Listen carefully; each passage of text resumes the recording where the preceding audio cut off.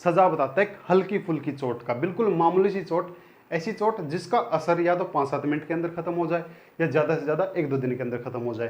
कहने का मतलब ये है कि कोई ज़्यादा टूट फूट ना हो शरीर की, और अगर कोई ऐसी चोट देता है तो उसके ऊपर 323 का मुकदमा दर्ज हो जाएगा। आए दिन पता नहीं कितनी एप्लीकेशन आती हैं, मेरे बॉयफ्रेंड ने मेरे को थप्पड़ मार दिया, मेरे पति ने मेरे को थप्पड़ मार दिया, मेरे देवर ने मेरे को थप्पड़ मार दिया, और लग गई 323। एक थप्पड़ की कीमत तुम क्या जानो रमेश बाबू, 323 लग जाती है।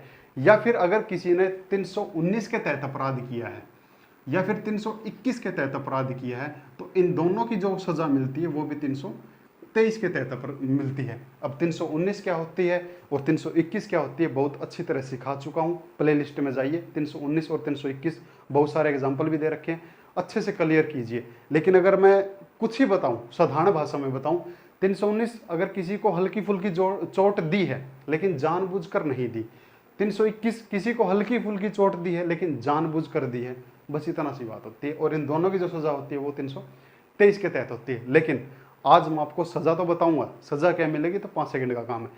आज आपको वो चीज़ बताऊंगा जो शायद आपने अज्यूम ना की हो, इसलिए लास्ट तक ये वीडियो देखना अगर अच्छे से सीखना हो तो। 323 के तहत जो सजा मिलेगी वो मिलेगी 1 वर्ष की, प्लस में 1000 रुपये फाइन, या ये दोनों भी लग सकते हैं। जमानती होगी कोई दिक्कत नहीं, जमानत मिल जाएगी। और गैर संज्ञेय अपराध होगा, और इसकी जो सुनवाई करेगा वो फर्स्ट कैटेगरी का मजिस्ट्रेट भी कर सकता है और सेकंड कैटेगरी का मजिस्ट्रेट भी इसकी सुनवाई कर सकता है। ये तो थी जिनको जल्दी थी जाने की, जाओ असल चीज अब सीखो। 323 गैर संज्ञेय अपराध होता है।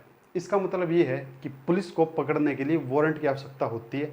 अगर मान के चलो आपके ऊपर 323 का मुकदमा दर्ज है, पुलिस आपको पकड़ने आई, तो आप कह सकते हो वारंट दिखाओ, 156B का वारंट दिखाओ कि कोर्ट ने गिरफ्तारी के ऑर्डर दिए हैं या नहीं दिए। लेकिन क्या 323 संज्ञेय अपराध भी हो सकता है? 323 क्या संज्ञेय अपराध हो सकता है? मतलब विदाउट वारंट क्या पुलिस आपको पकड़ सकती है? ऐसा भी हो सकता है। यही चीज सिखाना चाहता हूं। देखो कैसे, ये कोई पत्नी, ये कोई पति, अरे पत्नी कानी बन गई कानी, ये लो। अब दोनों के बीच में झगड़ा हो गया। झगड़ा होते ही इसने फ़ोन किया मायके में कि भाईजान जल्दी आ जाओ, आज तो खून पी रखा है इसने। इधर से भाई आ गया। अब भाई आते ही भाई ने जीजू को 2-3 थप्पड़ लगा दिए। जीजू इसने भाई इसको जीजू को 2-3 थप्पड़ लगा दिए। जैसे ही थप्पड़ लगाए, जीजू ने 100 नंबर पे फ़ोन लगा दिया। इधर से पुलिस आ गई। पुलिस ने आते ही साले साहब के ऊपर 321 के तहत 323 का मुकदमा दर्ज कर दिया। ये लो, साले साहब तो गए अंदर, है ना। लेकिन जीजू ने क्या किया, जीजू ने एक वकील कर लिया, ये वकील कर लिया।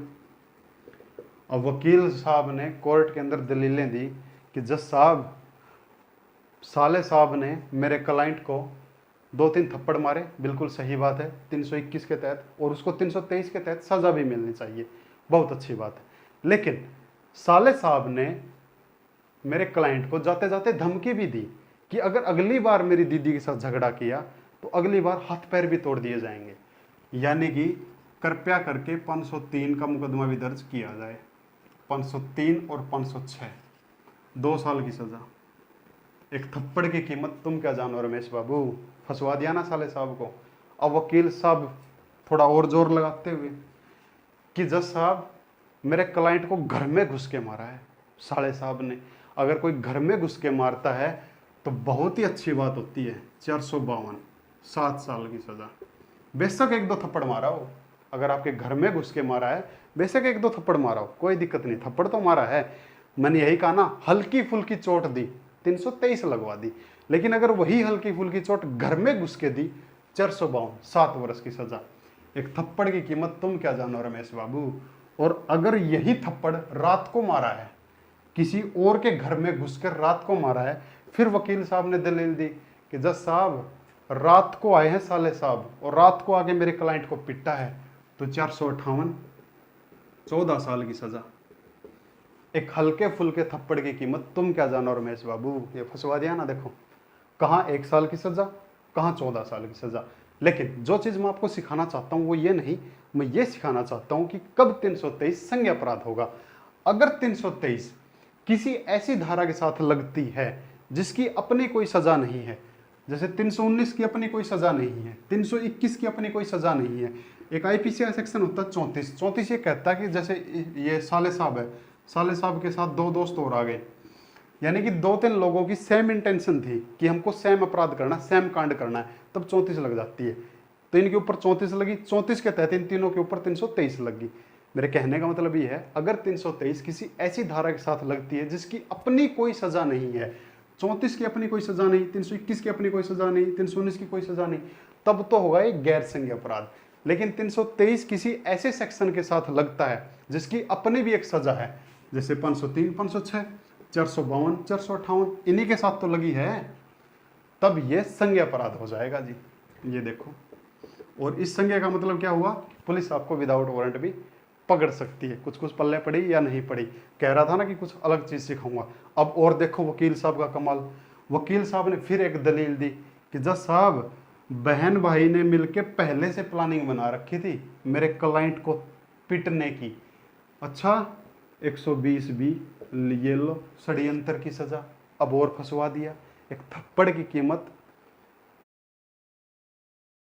वीडियो में आगे बढ़ने से पहले मैं आपको बताना चाहूंगा एक ऑनलाइन ट्रेडिंग प्लेटफॉर्म के बारे में जिसका नाम है गुरु ट्रेड 7। इस एप्लीकेशन पर 1 मिलियन से भी ज्यादा लोग भरोसा। एक पुलिस वाले ने क्या लगाई थी, सिर्फ ये लगाई थी, और वही एक सियाना जो वकील होता है वो ये लगा देता है। और अगर वकील इस क्लाइंट का है, साले साहब का क्लाइंट का कोई वकील है, इसको बचाने के भी बहुत ज़्यादा तरीके हैं, बहुत तरीके 323 से बचने के लिए। खैर यहाँ तो नहीं बताऊंगा, अगर आपको अलग से कोई ऐसा वीडियो चाहिए कि हमारे ऊपर 323 लगी है, हमको बताओ कैसा बचा जाए, तो बहुत ज़्यादा तरीके हैं, वकील की नज़रों से बता दूंगा आपको। लेकिन 323 एक बात और भी कहता है कि अगर कोई ऐसा अपराध हुआ है जिसकी परिभाषा 334 में दी गई है, अगर कोई ऐसा अपराध हुआ है जिसकी परिभाषा 334 में दी गई है, तब उसको 323 के तहत सजा नहीं मिलेगी, तब उसको 334 के तहत सजा मिलेगी।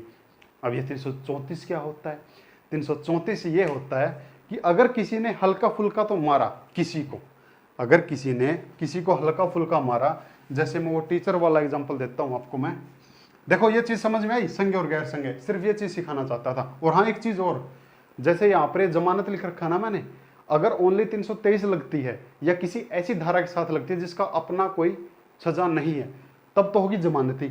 लेकिन अगर कोई ऐसी धारा के साथ लग गई तो क्या पता गैर जमानती भी हो जाए, यही 323।